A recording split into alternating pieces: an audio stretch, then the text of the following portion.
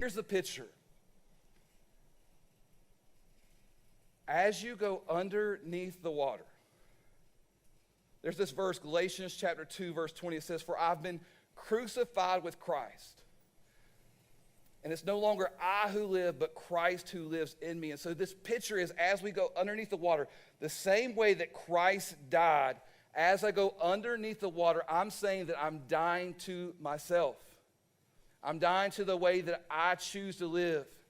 Same way Jesus died, I'm also dying. Now, you realize you're not physically dying. The picture is that you're saying yes to Jesus and no to yourself. And then there's like this mystery thing that happens. And is it okay for me to say, like, our faith can be mysterious? Is it okay for me to say, like, our faith can be supernatural? Like, we live in a world like where we're constantly being told, follow the science, follow the science, follow the science. You guys have heard that, right? Follow the science. Man, can there not be some things that are mystical and magical and supernatural? And so the picture of the gospel is that God supernaturally changes us. That he doesn't make us into a better version of ourselves, but he completely transforms us from the inside out. When I give my life to Jesus, I'm saying no to myself, and Christ is coming alive in me, and that changes me completely. And so the picture is as I go underneath the water, I'm saying no to myself, and that old Corey is dying, it's gone, it's going away, and God does something in the water. And he troubles the water. He unearths the water.